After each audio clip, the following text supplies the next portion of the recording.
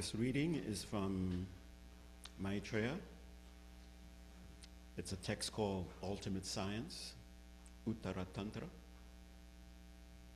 Just as the element of space is all-pervading, so the nature of mind pervades all beings.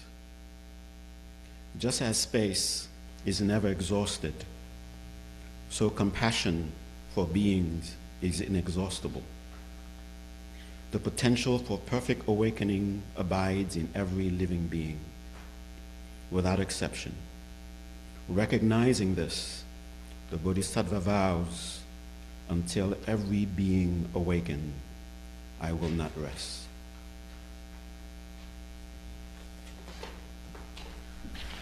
Thank you.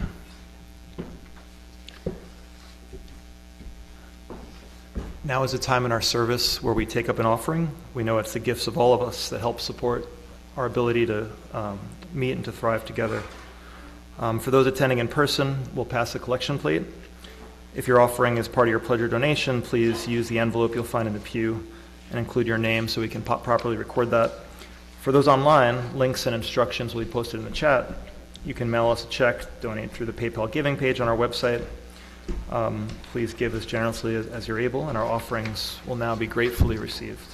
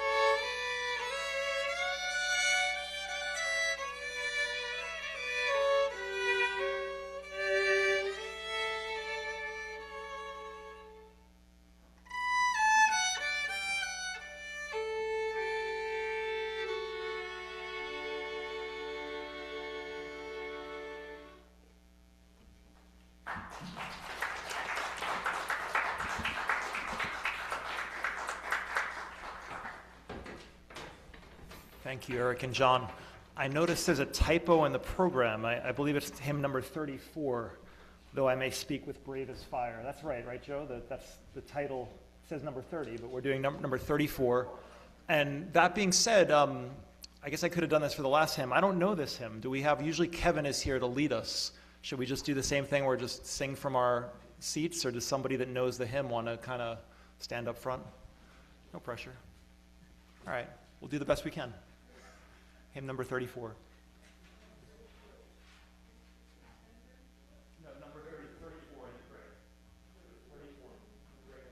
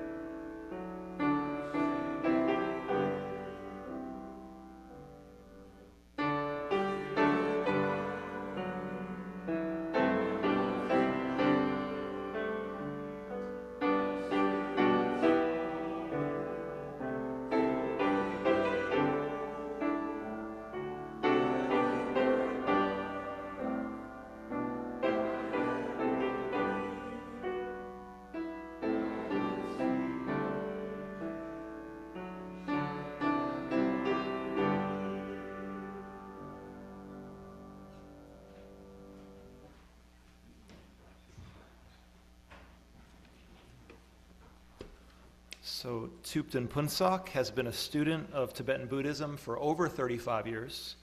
For 21 of those years, he was a fully ordained Buddhist monk under Lobsang Tarkin in the Gelugpa school.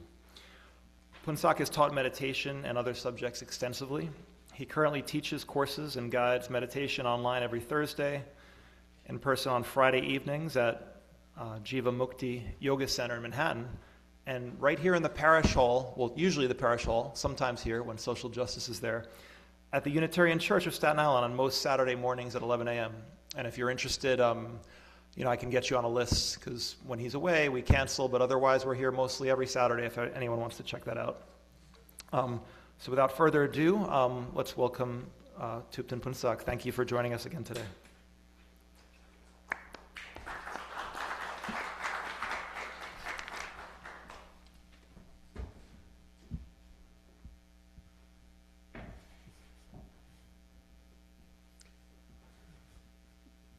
Hello, everyone. It's always a pleasure to be here with you again. And for some reason, I'm feeling a bit, I'm feeling very touched. I don't know what's happening here that's making me feel touched. I guess I'm connecting with something that's been brewing in this space for a very long time. On my way here, I was, my nose and my eyes were assaulted as I entered the subway car. You know what I mean? And it reminded me of a metaphorical sort of like a story that a teacher gave at a teaching that the Dalai Lama was giving sometime in 1998 or around that time in Arizona. And he was like a fill-in during the time when the Dalai Lama was not talking, he was like sort of like filling in. And he gave this sort of like a metaphor for reality. So imagine reality to be like a subway car. And everyone is in there. Everything is in there. There's no other car for you to go to. There's only this car. So what happens when your nose is assaulted? What happens when your eyes are assaulted? You can't go to the corner. I mean, some people can decide to do that, but it doesn't take away the assault. You're called to do something about it. And he was using this metaphor of this call to do something about it, is that we are all trapped in this reality called existence. There is nothing outside of it. And there's no ever going outside of it. So we have to keep responding to it. And from that, I usually just talk without having to have anything to read. But I've made a unfortunate realization lately. Not that the need for it came lately, but I made the realization lately that I need to have something called taking notes.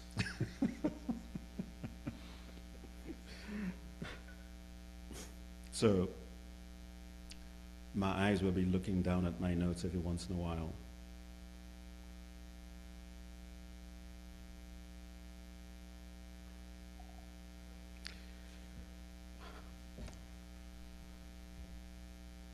For those of you who may have already been made acquainted with the word Bodhichitta, it's a Sanskrit term. It's found in Buddhism.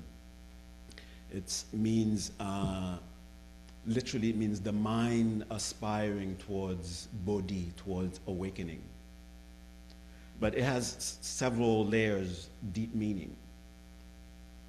And the way it's usually presented, it's really presented in a very like an academic way. This is what these people think, this is what those people think, this is what you do to develop it. But I'm going to take a little slightly different approach.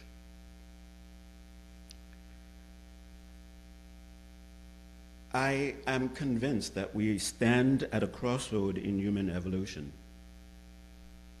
I'm not talking about biological revolution. I'm talking about something much more profound than that. I'm talking about an evolution of consciousness itself. The pieces that we heard this morning, the playing of those pieces that we heard this morning, weren't they just beautiful? Weren't they just something that moved you, that brought you, made you feel contact with something beautiful? That is the possibility of what consciousness can do. But there's also the person crawling in a corner somewhere, terrified because of some trauma that they have to endure. That is also something that consciousness can do. And it's up to us to make a decision as to what expression of consciousness do we want to express, do we want to participate in. So for millions of years, life evolved through competition, through struggle for survival. Then something extraordinary happened. We started to care about each other. At first it was just my family, then it became my tribe, then eventually became my city, then my nation. Then for some few, they're able to say my species. That is extraordinary. It's a wonderful thing that consciousness has evolved into. But it seemed to have stopped. We have a wonderful thing called the Declaration of Human Rights. That is beautiful. Now what Bodhichitta asks of us is to go beyond that.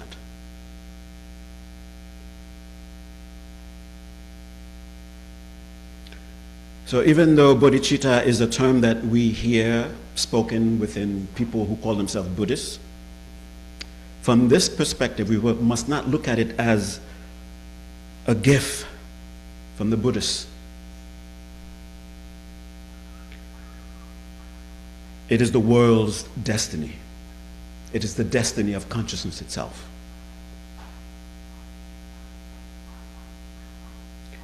You could say it is the next stage of human development. It is a calling to each one of us right now.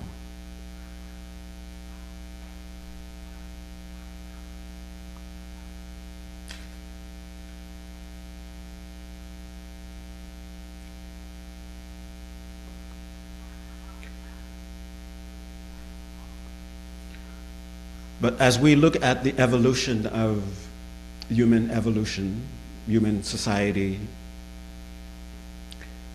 there's always a line that is drawn. At first it was the line of family, then it became, first it was a line of self, I'll protect myself, then my family, then that you could say that's an evolution, that's an evolution of consciousness. A recognizing, an extension of the sense of self beyond the skin, where it included others. And then eventually it became the species, my species, that's myself. But Bodhichitta shatters this final boundary, this final barrier. The Bodhisattva aspiration, it is simply this: may I attain complete awakening for the sake of all sentient beings. We mustn't look at this as some sort of idealism. This isn't some sort of utopian dream. This is a recognition that consciousness must, if it is to fulfill its deepest potential, this is the completion of the evolutionary arc that began when the first human looked up in the skies, looked at the stars, and started to wonder.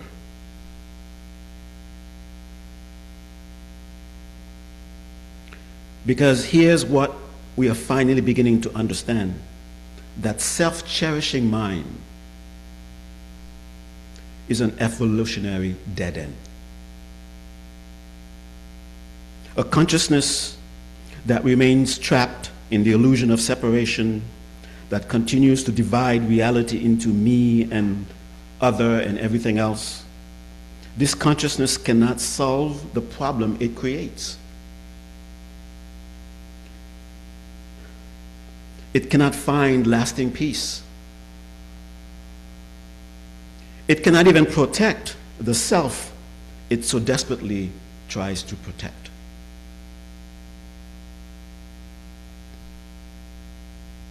So bodhicitta is the way forward. Not because it is merely superior, morally superior. It is. Not because it is more compassionate. It is. But because it's true. It aligns with the actual nature of reality, where all beings are interconnected, where no one's liberation can be truly separate from another's.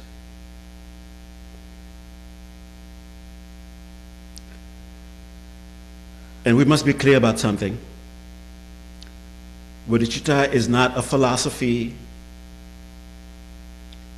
It is not a beautiful idea just to appreciate.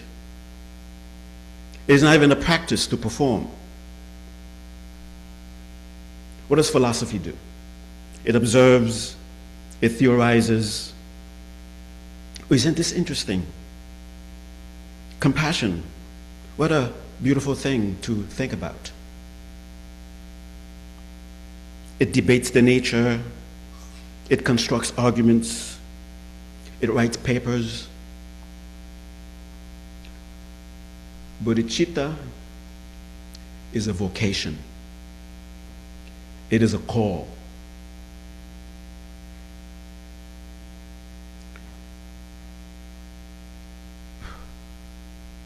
let's go back to that word of vocation. What is it? When a doctor feels a call to be a doctor, it's not contemplating the beauty of medicine.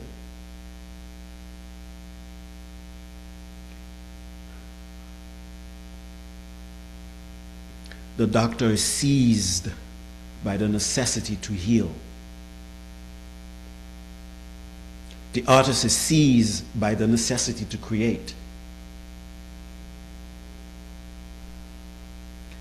And the parent sees the child out there, doesn't say, okay, you're separate from me and now take care of yourself. The parent is seized by a need to protect, to nourish. That is what a vocation is. And that's what bodhicitta is.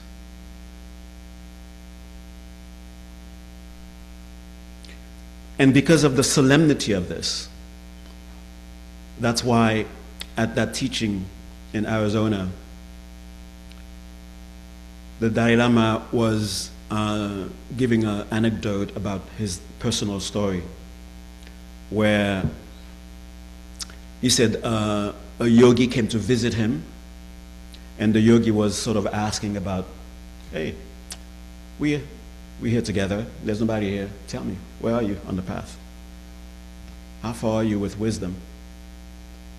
And the Dalai Lama said, wisdom, I took care of that years ago. That's baby stuff. I'm struggling with compassion. This is the Dalai Lama, supposed to be the embodiment of compassion. The thing that we think is worth struggling with, wisdom. The Dalai Lama says, child's play, I took care of that already. Being able to respond spontaneously out of compassion to someone who's trying to harm me, I'm finding that difficult. So, if you find yourself being irritated when you're trying to be compassionate and it's not being well received, you're not alone. Okay? It is not something that is so easy. It's not an easy vocation.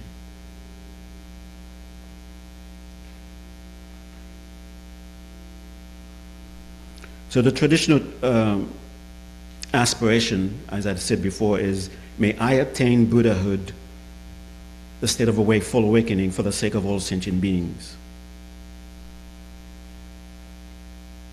Can you feel the weight of that? I heard some people do a counter of that. Well, it's people's personal responsibilities. Why should I intervene? The very fact that there are things called religions is a sign of intervention.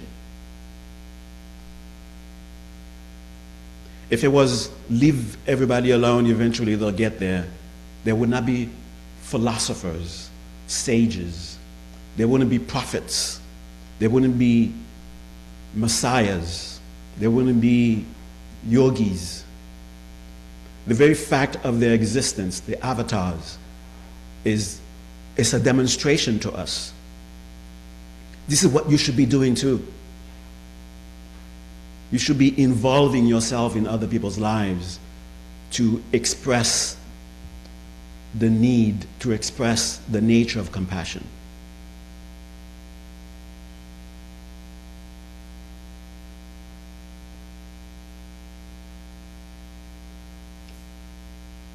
Do you hear the call?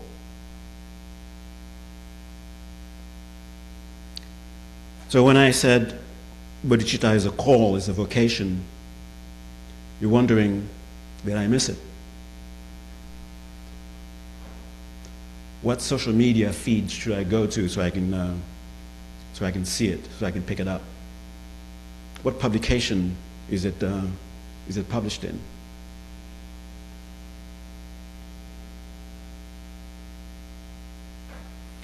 When you walk down the street and you saw someone suffering, that was the call. When in your own being, trauma is forcing you to see reality in a skewed way. That's the call. When you turn on your TV, is there such a thing nowadays? I guess it's when you turn on your phone and you reading news, seeing clips, someone suffering here, someone suffering there, that's the call. You feel it. You feel the call because you have something called consciousness. It is consciousness' natural response to this call.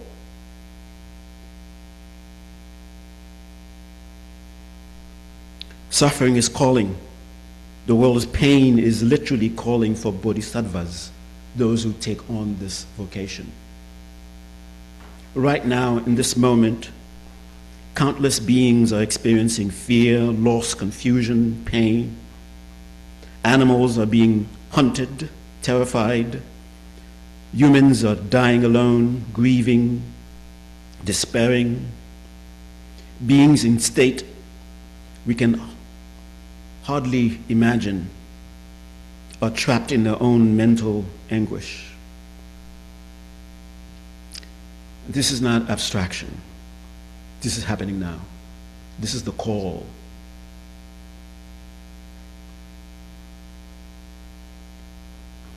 And that suffering is not just a fact to be noted. It is the call. Every being's struggle is an invitation for you to evolve beyond self-concern.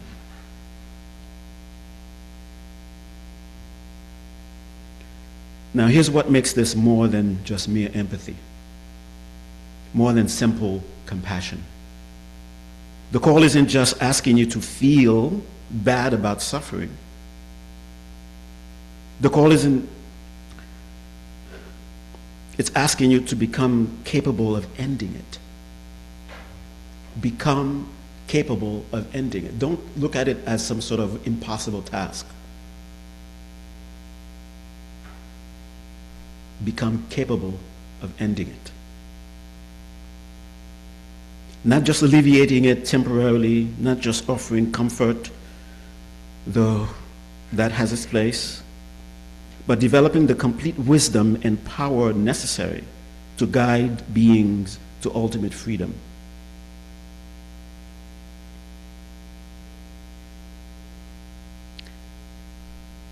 That is why the aspiration is aspiring to what is referred to as Buddhahood.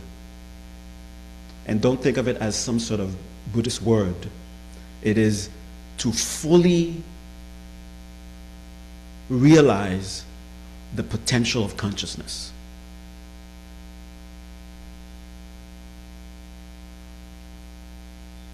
Because anything less is not enough. Ordinary kindness helps, but it can't liberate. Ordinary wisdom provides some kind of relief, but it can't cut the root of suffering. The call of the Bodhisattva is asking you to become extraordinary, to evolve to the absolute limit of what consciousness can achieve. And this is not being a hero. This is not being a saint. This is not some sort of superhuman morality. This is the natural expression of understanding reality correctly.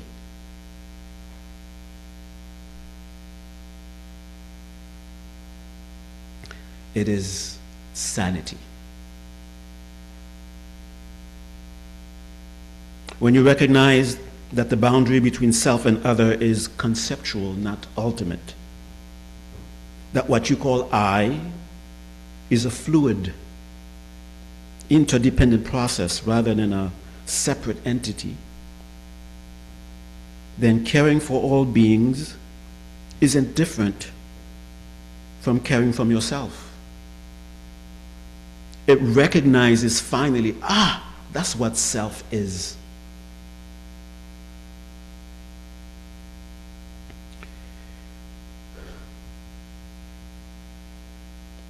The universe is sending this call not to rocks, not to benches.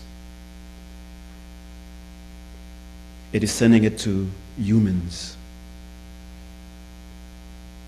Because humans have the agency of compassion. We are the beings who can hear the call. We are the ones who can respond to the call. So every time someone generates genuine bodhicitta, every time someone says yes to that call, I will train, I will transform, I will become capable of liberating others, evolution takes another step forward.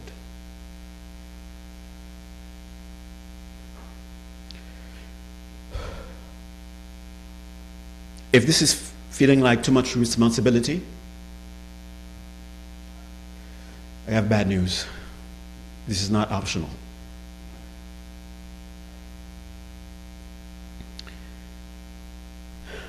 This is not a spiritual path to take among other spiritual paths. Congratulations, you've graduated. You don't need the kindergarten method of spirituality anymore, making you feel good, making you chase something that will make you feel good.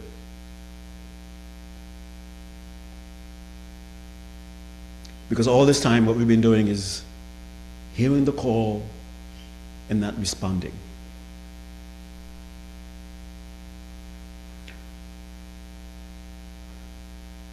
What do I get out of it? It's time to grow up. Stop asking that question, what do I get out of it?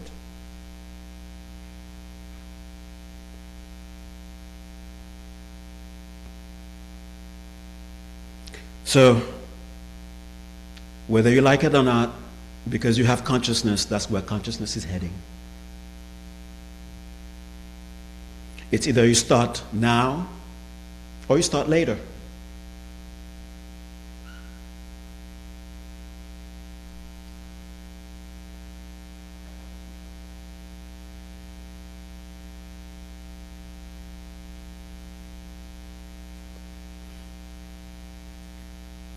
And the spiritual path becomes the compassion I gain, the knowledge I gain, the wisdom I gain. It's not for me. It's for others. It's to share.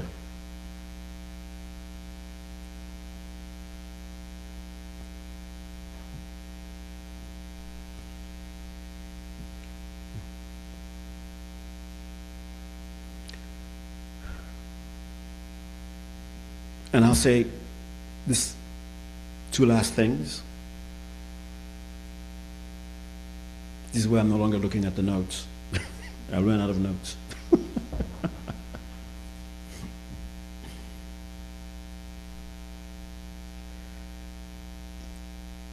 There are a couple of ways of being able to get to that point where you're able to make that, take on that call, answer that call. We have seeds of compassion. Take that seed, nurture it, until it becomes for you a call, a calling.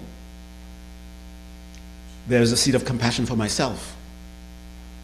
If that's the only one you can make contact with, use that. Nurture it until you get to the real self. If the seed of compassion for you is for someone, towards someone who has benefited you in your life, that you feel a natural care for, that's your seed. Nurture it. And there's another way. Surrender. If you can surrender, that compassion is already there waiting. Not waiting, it's already part of you. Make contact with it. where your compassion doesn't become volition or intention, it's just the way you are.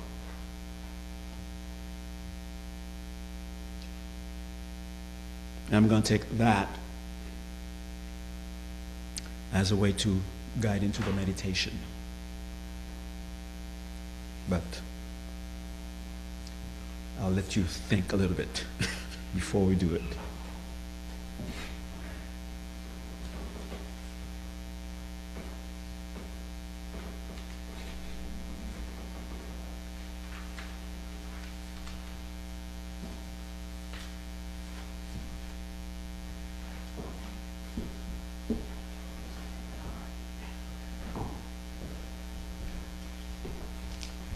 Thank you, Phuntsok. So we'll do the closing hymn, and then Phuntsok will return for the meditation and the Q&A. So please join me in singing hymn number 123, Spirit of Life, in your gray hymnal. Please stand as you're able.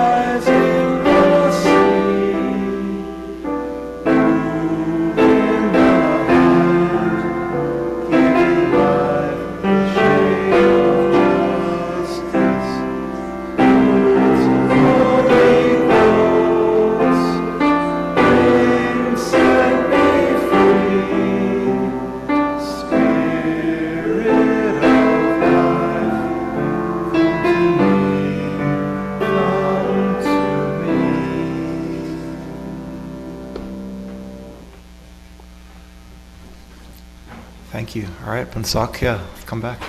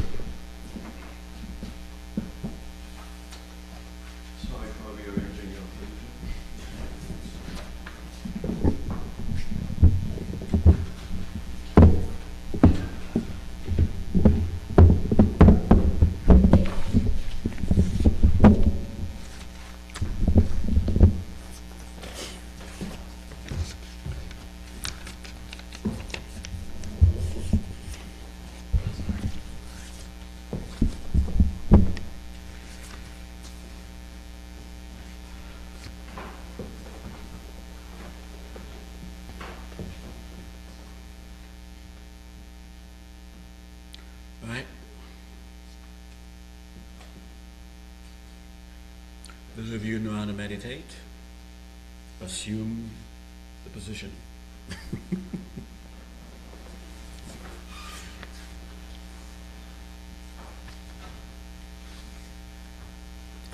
And for those of you who are familiar with my method of guiding meditation, this will be very unusual.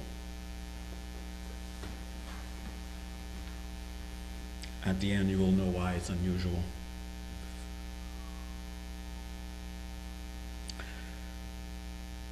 So, how much time do we have for meditation? About 5 minutes? Usually 5 minutes. 5 minutes? So as you wish. Okay. Well, for the next 5 minutes, believe it or not, only 5 minutes for me. Guess what? We will not be practicing Bodhichitta.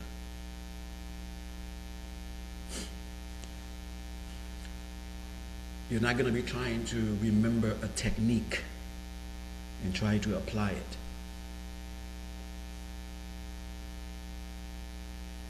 You will simply be listening.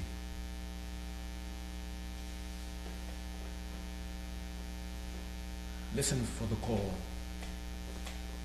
Listen to your response to the call.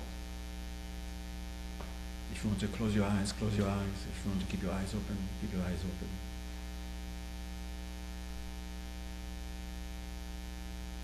And to be able to hear the call, just feel what's present.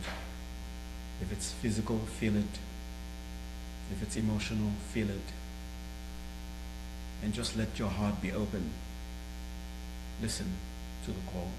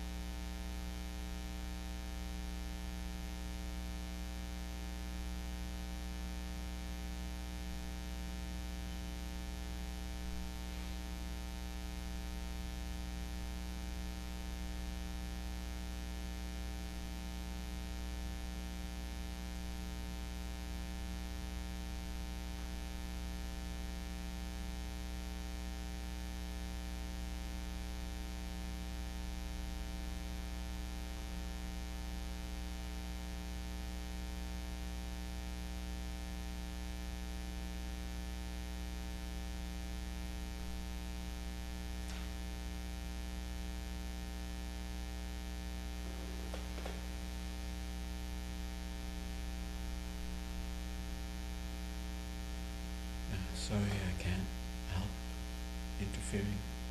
So we end the meditation this way. Think of what your soul, feel what your soul yearns for. Peace, joy, whatever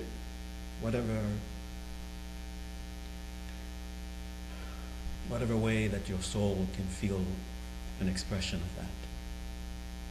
And as you feel it, just like the words of the hymn that we sang earlier, may I and all beings have that. Say it 3 times.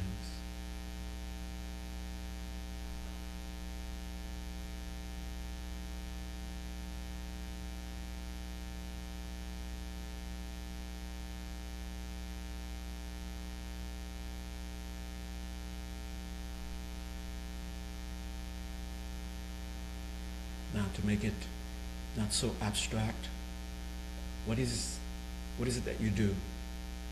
What is it that you have you're passionate about? Art, music, engineering. Instead of doing it for just some limited purpose, you're going to do the same thing now. May I create for the sake of all beings.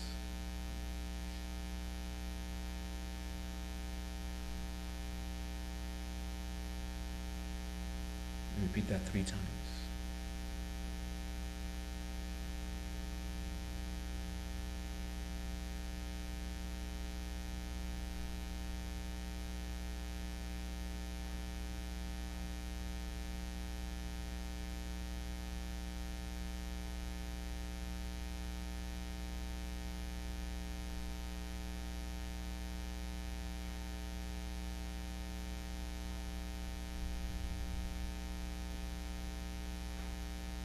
let's return and use the breath as the bridge from the inner back to the outer.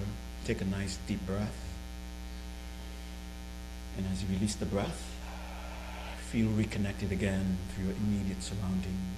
Use the senses to anchor yourself.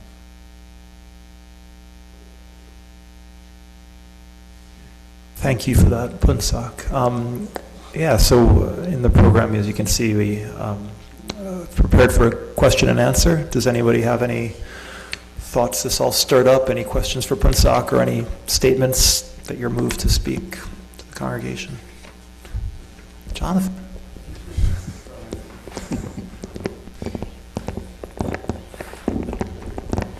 Phuntsok, first of all, that was one of the most beautiful talks I've ever heard in my life. Just want to share that. You know, we've talked about this. Vipassana retreats, they'll devote 9 days to metta compassion as a theme. And I had that experience where, and you're supposed to send love to everyone, including people, in fact, especially people you don't like. And you do that for like 9 days. And I think like many people, I'm there, well, sure, I'll send that one compassion, but they got to tweak this, you know. But then I had this experience, this incredibly blissful experience on the retreat where I just felt connection to everyone. And like compassion, it was beyond compassion. It didn't even come up because you just felt the connection. And you mentioned that the Dalai Lama, who's a humble, for who he is, a very humble man, said he's working on compassion. He also said he's working on enlightenment. He doesn't claim enlightenment. And I'm wondering if we're not burdening people with a sense of, I mean, to say to be compassionate in a way sounds like it's easier than to be enlightened, but I wonder if the true compassion that we're aiming for isn't post-enlightenment, which is indeed a very rare circumstance for people. Oh, yeah. That can sort of create a sort of a delay kind of thing, a postponement kind of thing, thinking that the compassion is something that's going to be expressed only at the end of a journey. But the compassion is the journey. Mm-hmm. The interesting thing is when we look at any spiritual tradition, there's a sense of, okay, what am I going to get out of this by following these rules? This is what you're going to get when you follow these rules. And you follow the rules so that you can, with the hope of eventually getting them. And then when you get them, and I think it's probably a somatic reality check. When I get that, will I really be satisfied? And I think that comes from that sense of connection that we instinctively know. There's no way I'm going to be satisfied knowing that my mother is still not here.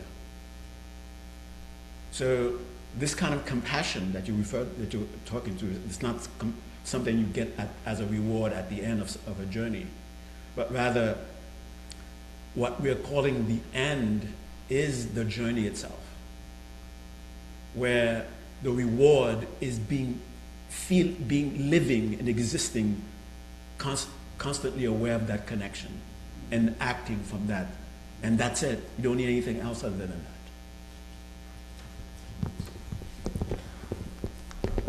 Anyone else? Oh, Claudette. Thank you. Thank you so much for that. It's interesting because I consider myself to be a very compassionate person. Some people have accused me of being too compassionate. When the place that I went to immediately were people that are being mean to me or not being nice to me. So that's where the work was, and I went straight there and find a way to think about them in a compassionate way. So thank you for that. Thank you for sharing that. Anybody online, Sally, or anybody else?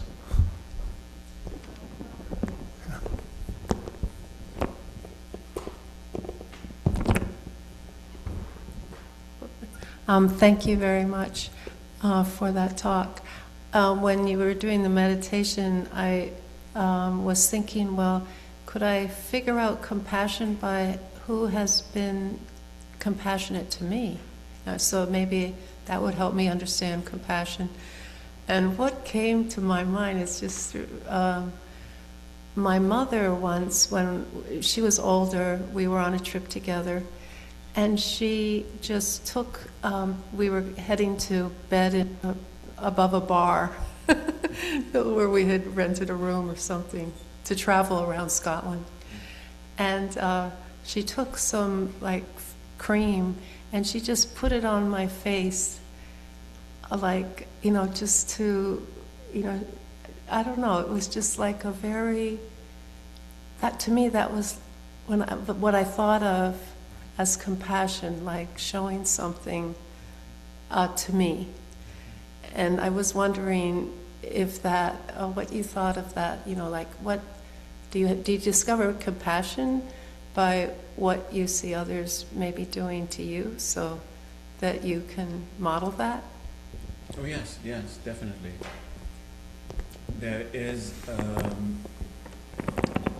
method called 7 causes and effect. Sorry, it sounds very technical, but the main thing of it is that you take an example of compassion and then you use that to universalize.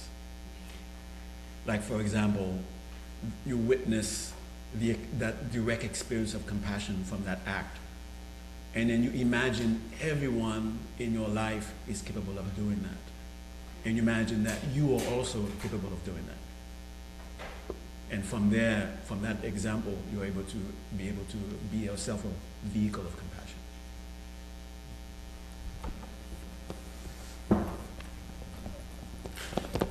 Lawrence. Yeah, how you doing? I don't have a question.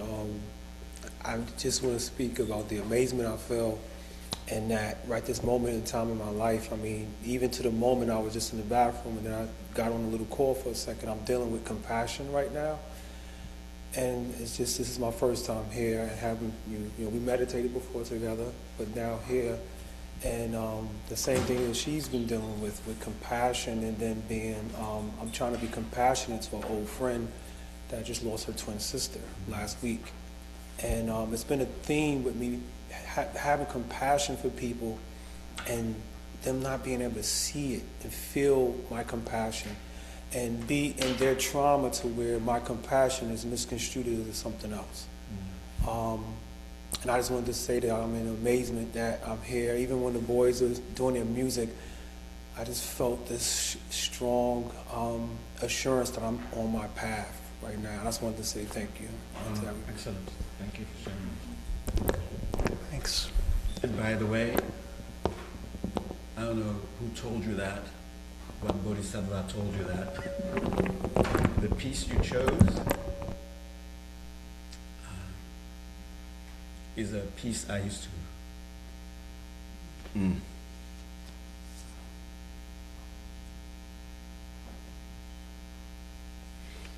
I used to hear every Sunday with my father. Yeah. Okay, it happening. I was trying to hold it back, but it's his fault. He did that.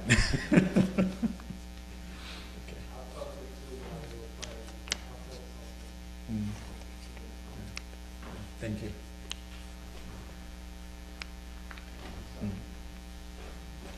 Okay.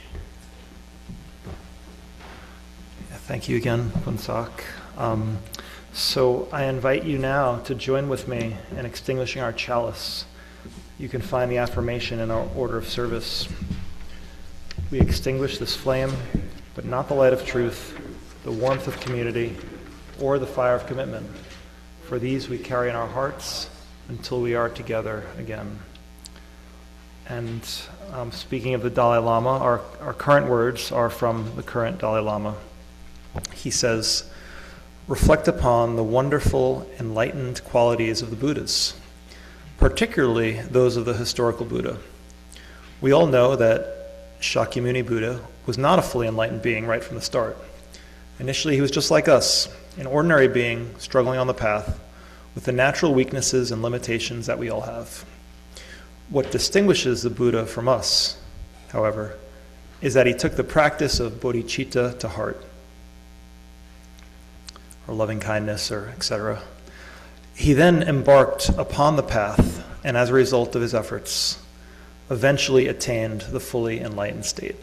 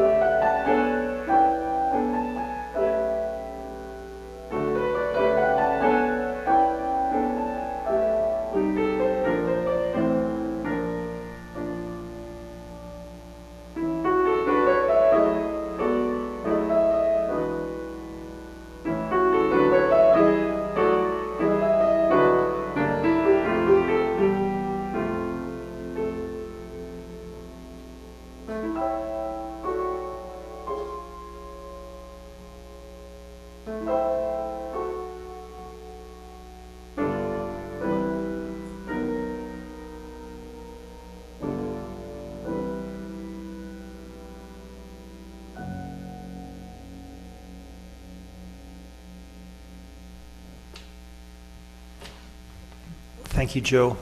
One important announcement: when you leave, do not go out the vestry door. It's a sheet of ice. The water drips down from the roof and freezes, and no salt can take care of it. So just go out either the parish hall door or this door here. As you may also know, that door is also inaccessible due to stair problems. But these two doors are all good. So yeah, thanks for joining us, and that's the end of our service. Please join us in the parish hall for hospitality.